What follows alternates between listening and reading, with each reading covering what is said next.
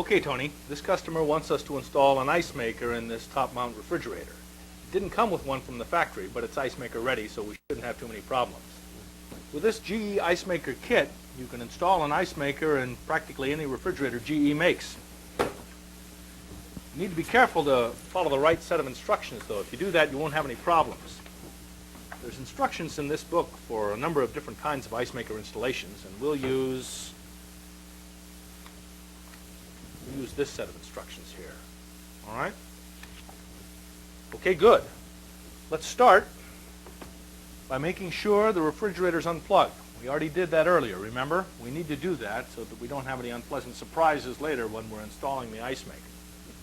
Now that it's been unplugged, you go ahead, take your screwdriver, and take out the ice shelf there. That's where the Icemaker will go. Good. Now, keep the screws. We'll use those to install the Icemaker in just a minute. You see these two plug buttons here? Go ahead and take those plug buttons out and put them back in the holes where the ice shelf was. How should I take those out? They look like they could tear pretty easy. Well, you know, you're right, Tony. Let me show you. I usually use a putty knife to take those out because that way we don't scar up the inside of the freezer compartment. They're a little hard to get out sometimes, but if you're careful, you can do it. And you have to be careful, because if you tear these up, you can't reuse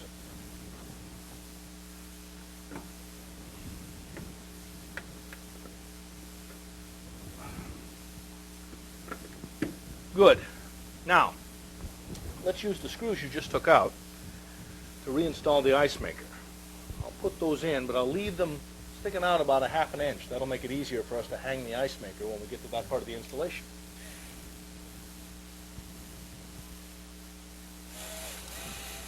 Now that the screws are there, we're going to have to remove this white plastic plug button and this plastic cover that covers the electrical connection. Now, usually you can get those out with a putty knife. They can be a little stubborn, but go ahead and work on them until they come out. I'll get the Icemaker ready to go in.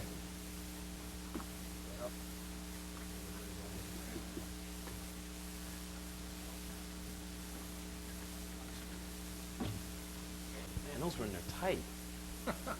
Well, I knew you could do it. Whenever you take out a plug button for this kind of installation, make sure there's no foam packing or debris in the hole that it left behind. It's fine here, but if you don't make sure that the hole is clean, the customer can be calling us with complaints about little bits of foam or dirt in the ice cubes. Well, here's the Icemaker. This is the fill cup. Now, on some models, the fill cup goes on the side. Here on the top mounts, the fill cup snaps in here at the end. But before we install it, we need to put in the fill tube from the back of the refrigerator. So go over to the Icemaker kit, get the tube with the aluminum foil and the water inlet, and I'll show you how to install it.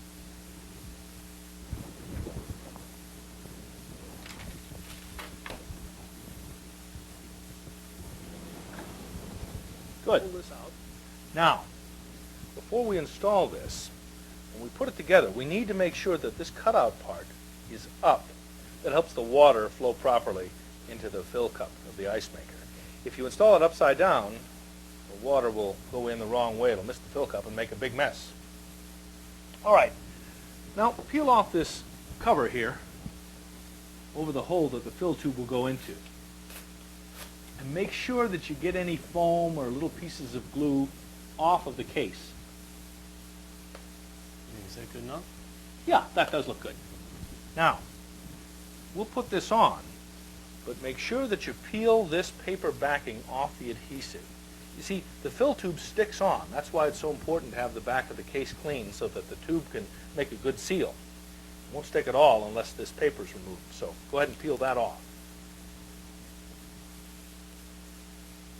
Good. Put it together so that the fill tube is pointing down and this cutout is facing up. Now, make sure there's no gunk or garbage in that hole. And go ahead and push the fill tube through the back of the case.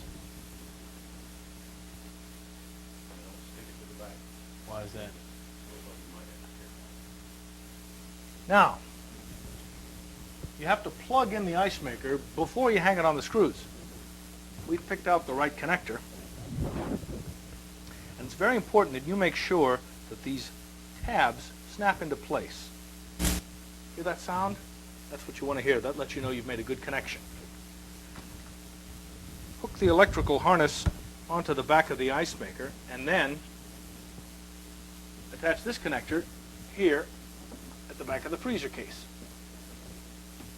Now, as you hang the Icemaker, make sure that the fill tube goes into the fill cup and that the wiring stays inside the hook on the back of the Icemaker.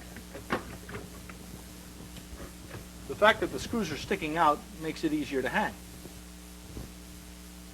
And as you tighten the screws, make sure that the Icemaker is sitting all the way down on its brackets. And that lets you know that it's sitting at the correct angle.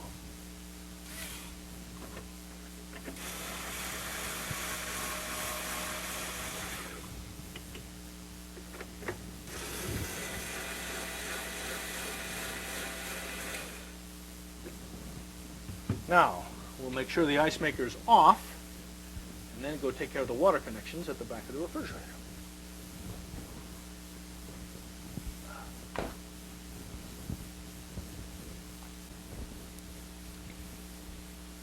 Okay, Tony, next we'll take off the access cover here. Those fasteners are 5/16, so you go ahead and get the driver, and when you come back, bring back the valve and the water line as well. Okay.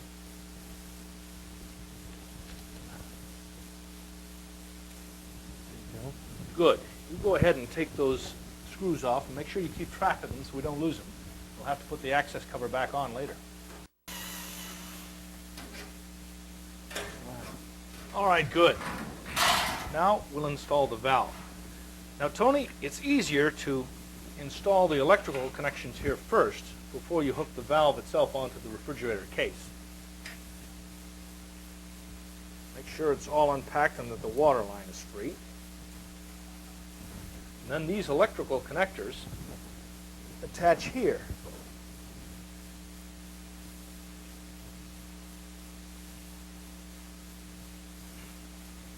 This connector snaps right on to the valve itself, like that. Now, you see this little hook? It attaches here. Make sure the electrical connections are tucked back out of the way. Put that hook on the refrigerator case there, match it up with the hole, swing the valve assembly down, and then you'll be able to put a screw right here.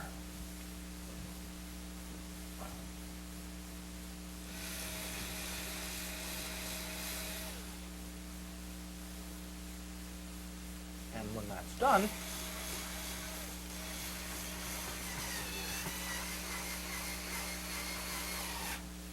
the valve assembly is attached. Now, okay, Tony, now we'll need to attach the other end of the water line, so we'll need the pliers, that little clamp, and 3 of those little sticky clamps later on. First, we'll slide this clamp down onto the water line itself. Use your pliers to squeeze the clamp open. You'll be running the water line all the way up into the fill tube, as far as it'll go. Then, pick the clamp, open it enough to go onto the fill tube, and release it. And that'll let it have a good strong hold. Now it's time to use those little adhesive back plastic clamps. We'll put one of them right up here, close to the inlet. That's right. Peel off the backing,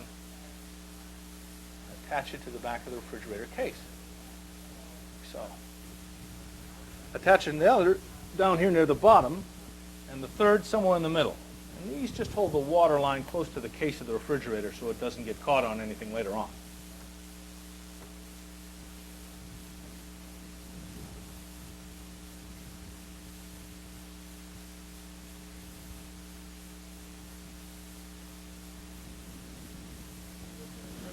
Okay. Well, the next thing we need to do is to connect the house water supply line and then put a strain relief on that supply line.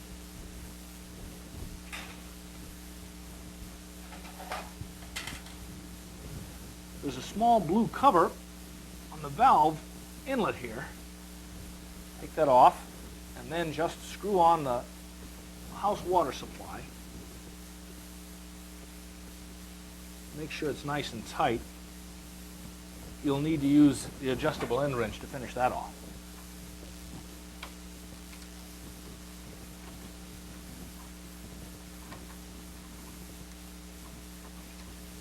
And after that's done, we'll take this strain relief and clip it around the water supply line.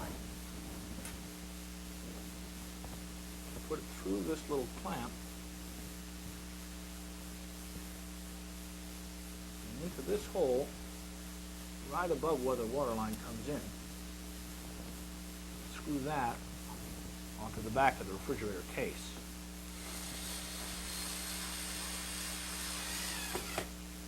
That takes the stress off the water line and keeps it from pulling loose when the refrigerators move back and forth. Okay, just one more thing to do. Why don't you put the access panel on while I attach the warranty label. We'll put on the date for the warranty registration. And putting on the access panel, make sure that the refrigerator and the ice maker will run a lot quieter.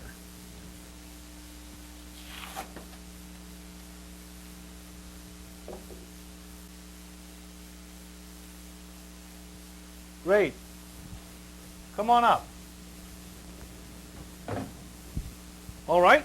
Now all we need to do is to put the shelf back in.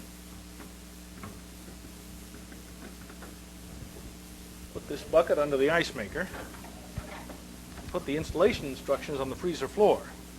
Now, when the water's on, the ice maker can be on.